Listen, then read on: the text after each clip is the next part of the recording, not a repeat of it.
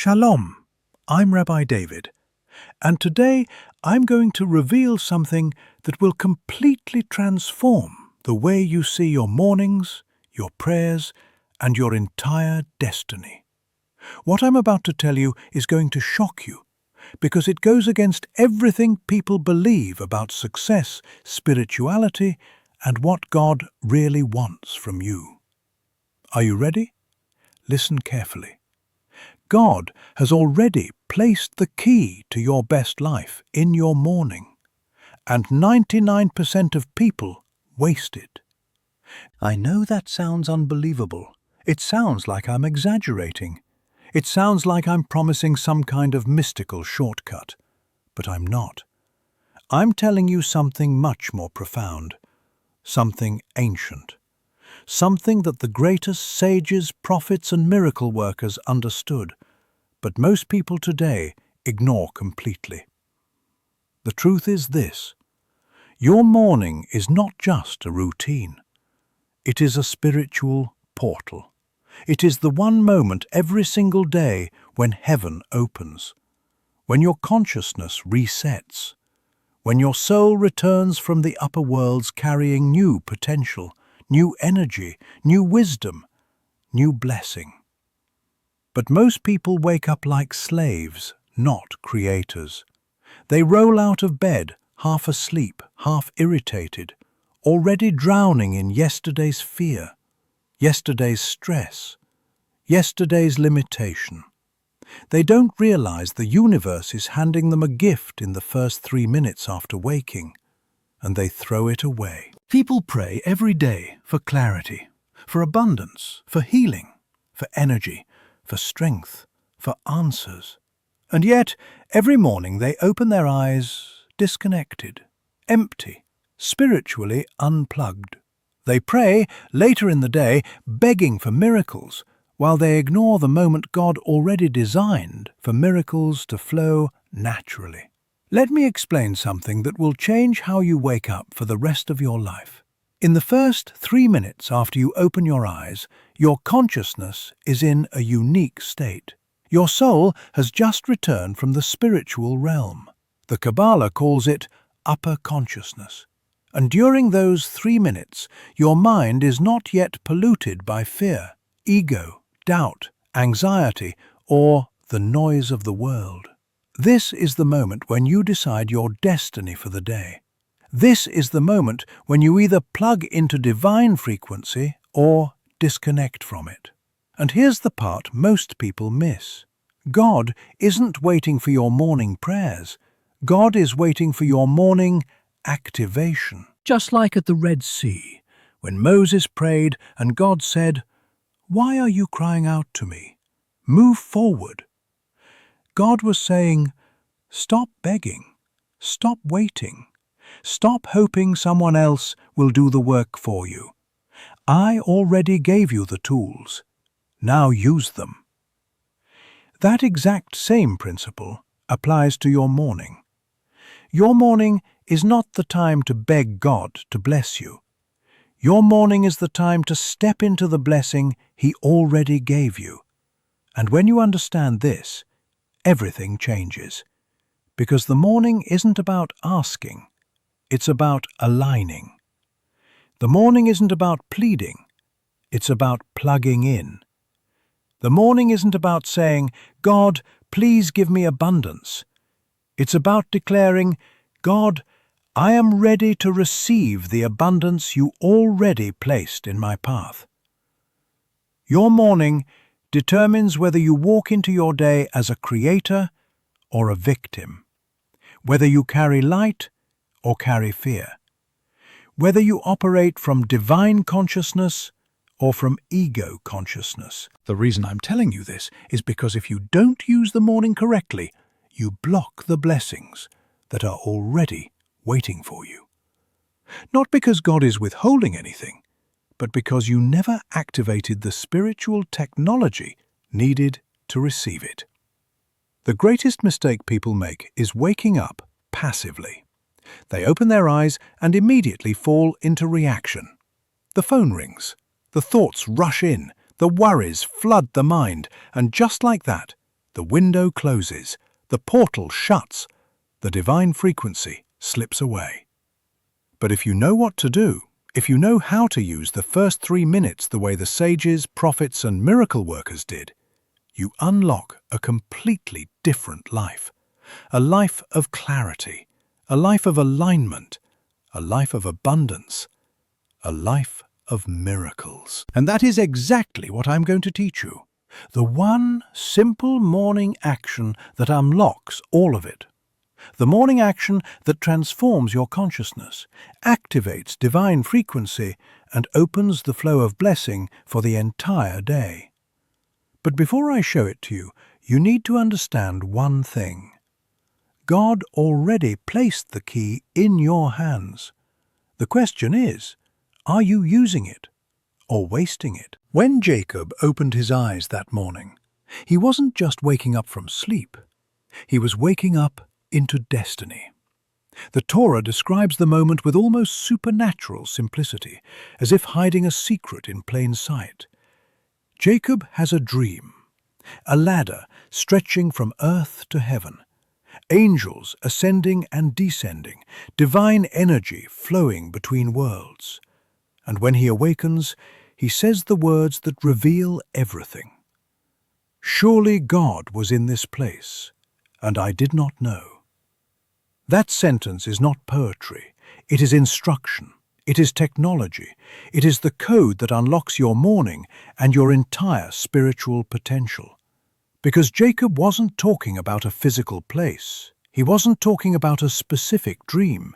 He was talking about consciousness. In Kabbalah, Jacob represents the human soul, and the moment of awakening represents the human morning. Each night when you sleep, your soul ascends, not metaphorically, literally. The sages teach that part of the soul returns to the upper worlds, receives spiritual nourishment, clarity, wisdom, purification.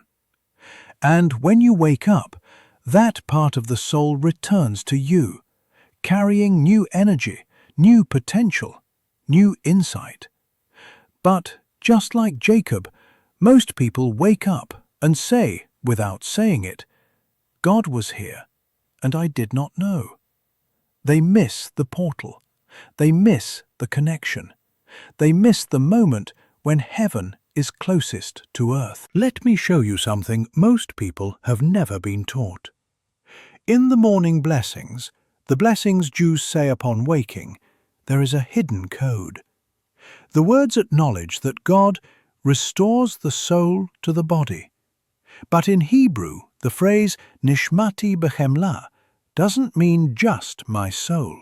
It means my soul with compassion. In other words, the soul doesn't simply return. It brings compassion, spiritual light, divine clarity. This is why the morning feels fresh. This is why the world feels different when you first open your eyes. You are not the same person you were when you went to sleep. Your consciousness is renewed. Now here's the part that will change everything. The early sages taught that the moment just after waking is the closest ordinary people ever get to prophecy. Not because of magic, not because of superstition, because of consciousness. Your mind hasn't yet descended fully into the physical world. It hasn't yet picked up fear, noise, anxiety, or ego. It's still open. It's still clear.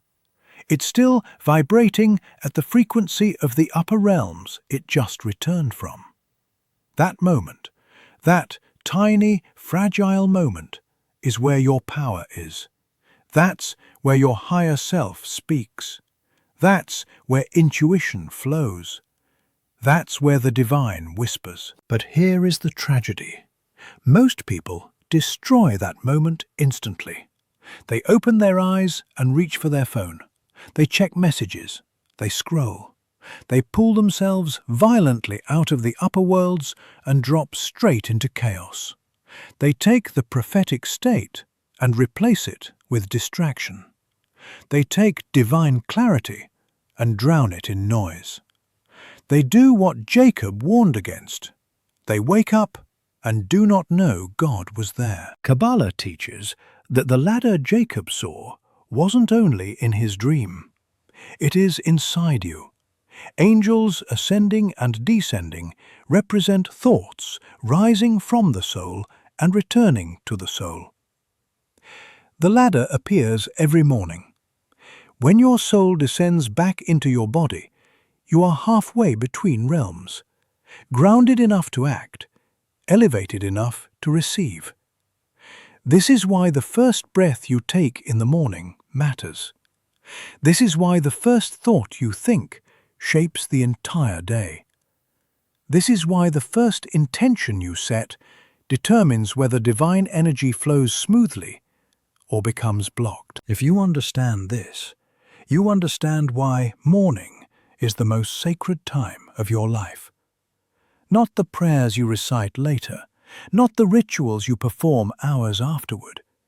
The real doorway is the moment of awakening, the moment your soul comes home, the moment you open your eyes and the world is new again.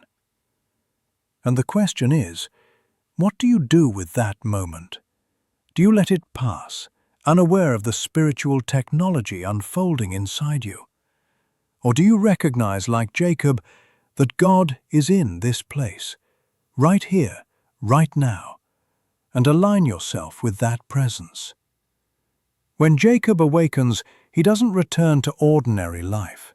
He doesn't shrug off the dream. He declares. He marks the moment. He commits to transformation. That is the model. That is the blueprint. Your morning is not just the beginning of your day. It is the rebirth of your consciousness.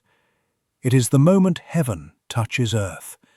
It is the one time every single day when you are closest to divine wisdom, if you know how to activate it. When people hear the phrase morning ritual, they think of routines, habits, checklists.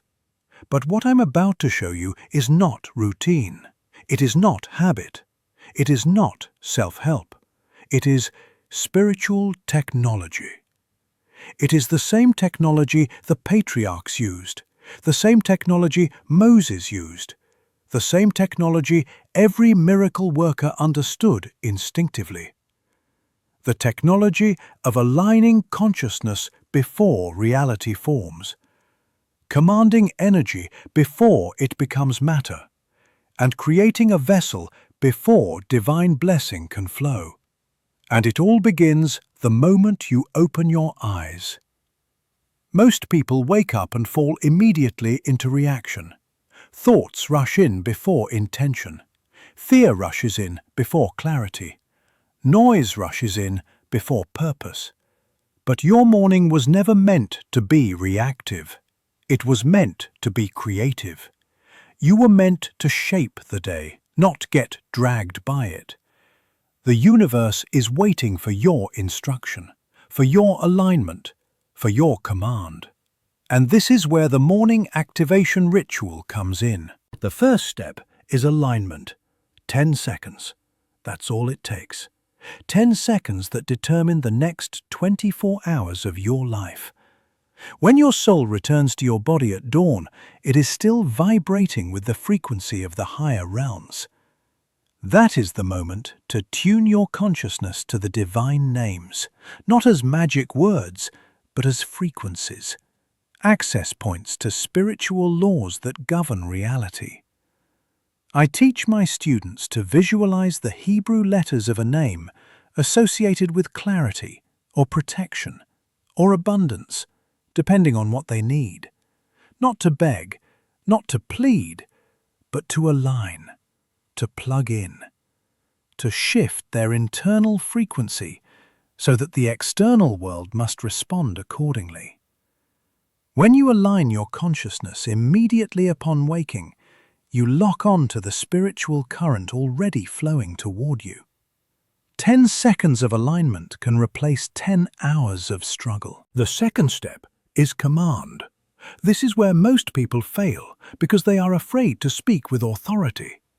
They think humility means weakness. They think spirituality means softness. But in the Torah, every breakthrough begins with a declaration. Let there be light. Go forth from your land. Move forward. Creation doesn't respond to silence. It responds to command. So each morning, within the first minute, you speak into your day. You declare who you are, what energy you bring, what you expect from the universe, not as arrogance, as responsibility. I teach my students to say something simple yet powerful, like, "Today I move in clarity. Today I create. Today I attract abundance. Today I am aligned with divine purpose." When you speak those words in the morning state, the prophetic state, you anchor them into reality. You set the laws for your day before the world tries to set them for you. And the third step is vessel. The sages teach a principle that explains almost every miracle in the Torah. Connection plus vessel equals blessing. You can align your consciousness, you can command your day, but unless you create a vessel, unless you take action, the energy has nowhere to go. Light needs a container, or it disappears. That's why I tell my students, within 5 minutes of waking, take one bold action. Something small, something symbolic, something that signals movement. Send a message, write the idea, make the call, open the document, begin the workout. Do something that embodies your command. This is how you prove you are not spiritually passive. This is how you show the universe you are ready to receive. I once taught this ritual to a young man who felt stuck for years, financially, emotionally, spiritually. He practiced alignment, but never action. He prayed, but never moved. I told him, "You're doing half the work. You're calling the blessing, but you're not building the vessel." So he began the ritual. 10 seconds of alignment, a verbal command each morning, and then one bold action. Within 2 weeks, he received a job offer he never expected. Within a month, he met someone who became a business partner. Within a year, he was living a life he couldn't recognize. He didn't change because the universe suddenly liked him.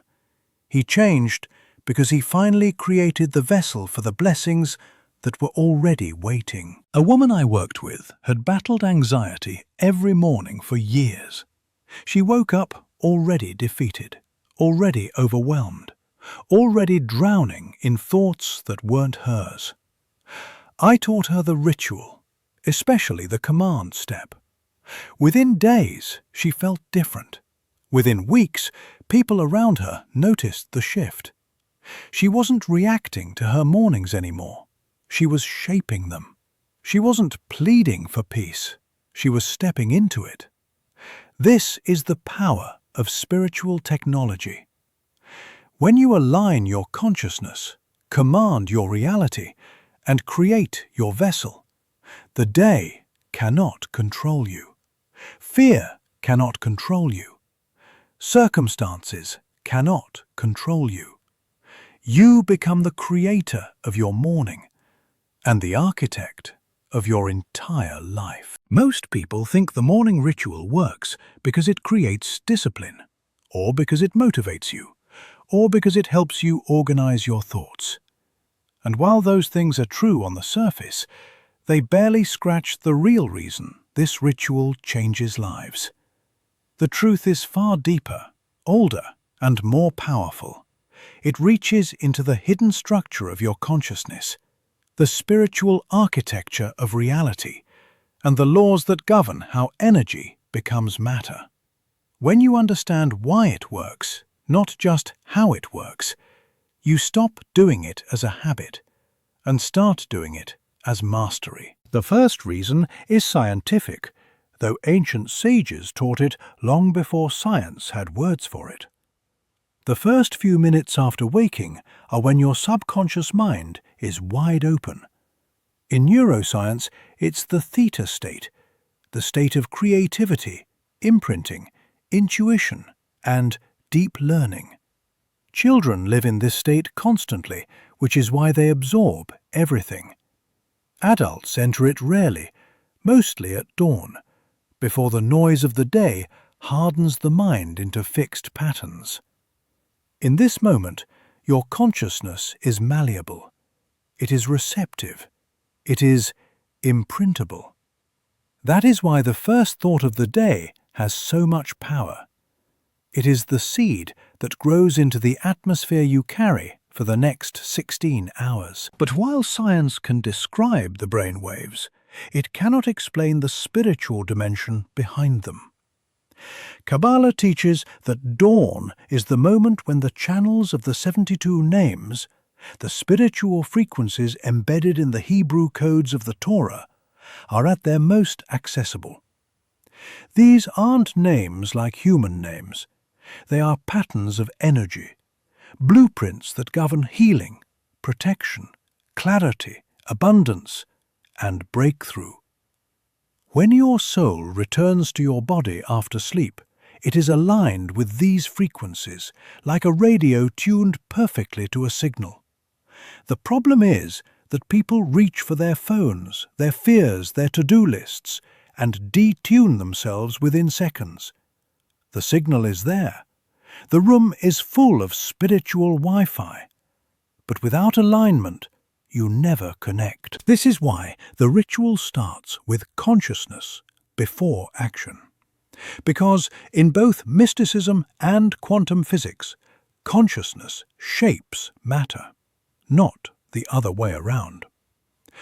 A person who wakes in fear creates a day full of fear.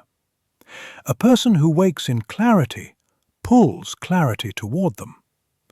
A person who wakes in lack filters the entire world through scarcity. You don't experience your day and then react emotionally. You feel emotionally first, and that emotion dictates how you interpret the day. In other words, you don't wake up into reality. You wake up and create reality. This principle is why Moses didn't split the Red Sea by lifting his staff. That gesture didn't change nature. His consciousness did. He shifted from fear to alignment, from limitation to possibility, from physical eyes to spiritual sight. And only once his consciousness aligned with the frequency of miracles did the instruction come. Move forward. The sea did not part because Moses prayed harder. It parted because Moses tuned his consciousness to a higher truth and then acted in alignment with it. Action without consciousness is noise. Consciousness without action is potential. But consciousness followed by action is power. Modern research mirrors this ancient principle. Neuroscientists studying neuroplasticity have discovered that repeating intentions in the first part of the day rewires the brain far more effectively than later in the day. Early morning declarations lay neural pathways that change how you think, notice, and behave. The brain becomes receptive to what you declare, filtering your environment through whatever you've instructed it to find. When you say, "Today I create," your brain begins searching for opportunities. When you say, "Today I attract abundance," your brain shifts into a pattern of noticing possibilities instead of obstacles. You program your perceptual system before it begins scanning the world. And when you combine science with spiritual technology, you understand the full power of the morning ritual. Alignment tunes you to the frequency. Command imprints the subconscious. Action creates the vessel. And once these three forces are engaged, the day begins to shape itself around your consciousness instead of dragging you blindly through it. People call the results miracles, but they're not miracles in the sense of breaking nature. They're miracles in the sense of cooperating with the deeper laws of nature. The morning determines your vibrational field, and your vibrational field determines what you attract, what you notice, what you act on, and what flows toward you. The morning is the architect. The day is the building. And when the architect designs with clarity, the building cannot collapse. This is why the ritual works. It's not motivation, it's resonance. It's not discipline, it's alignment. It's not superstition, it's technology. Ancient, precise, and as real today as it was at the Red Sea. And now we arrive at the part most people never want to hear, but everyone needs to hear. Because no matter how powerful the morning ritual is, no matter how ancient the technology, no matter how perfectly designed the spiritual laws behind it are, there is still one reason why it fails for so many. And it has nothing to do with the universe, nothing to do with God, nothing to do with destiny. It has everything to do with the consciousness you bring into the moment of awakening. People ask me all the time, "Rabbi, why doesn't it work for me? I'm doing the alignment, I'm saying the command, I'm taking the action. Why don't I feel different? Why don't I see results?" And every time, the answer is the same. You cannot activate divine frequency from ego consciousness. You cannot command your day if your intention is rooted in fear. You cannot create a vessel for blessing while the mind is still clinging to doubt, bitterness, or selfishness. The ritual is not a spell. It's not a shortcut. It's not a trick to get the universe to give you what you want while you remain the same person you were yesterday. Look at Moses. When God told him, "Why are you crying out to me? Move forward," he didn't say it to a man acting from ego. Moses had spent decades purifying his consciousness, humbling his desires, aligning himself with divine purpose. His command carried power because his consciousness carried purity. When he raised his hand over the sea, the gesture meant something. It wasn't just movement, it was alignment. The sea didn't respond to his action, it responded to who he was in that moment. The same is true of Jacob. When he awoke from the dream of the ladder, he didn't say, "What a strange vision." He said, "Surely God was in this place, and I did not know." He realized the portal had been open the entire time, and he had been too asleep spiritually to perceive it. And so, he changed his consciousness. He aligned with reverence. He aligned with purpose. And his life transformed from that moment forward. Most people fail, not because the ritual doesn't work, but because they rush into it with a contaminated intention. They wake up and immediately pull yesterday's fear into today. They cling to old wounds, old limitations, old beliefs that no longer serve them. They start the ritual with doubt, whispering in their ear, "What if this doesn't work for me? What if nothing changes? What if I fail again?" That doubt cancels the frequency before it even has the chance to activate. They speak their command, but the subconscious mind whispers a contradiction, and the universe listens to the deeper voice every time. You cannot command your day from a place of insecurity. You cannot align your consciousness while judging others. You cannot receive abundance while hoarding your own generosity. Spiritual technology does not bend to ego. It bends to alignment. And alignment requires one thing above all others: sincerity. Not perfection, not holiness, not purity in the absolute sense, just sincerity. A willingness to be honest with yourself, a willingness to release the old identity, a willingness to step into the day without dragging the past behind you like a chain.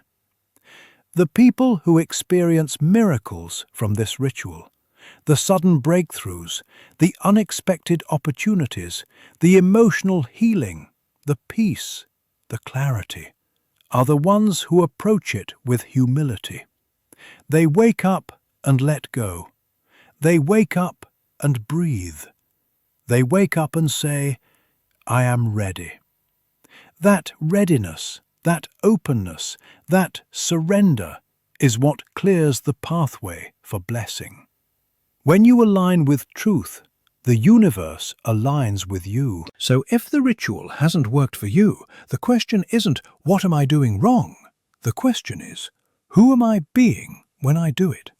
Are you aligned, or are you rushed? Are you conscious, or are you reactive? Are you present, or are you already drowning in the noise of the day? The final activation is simple, but not easy. Choose alignment.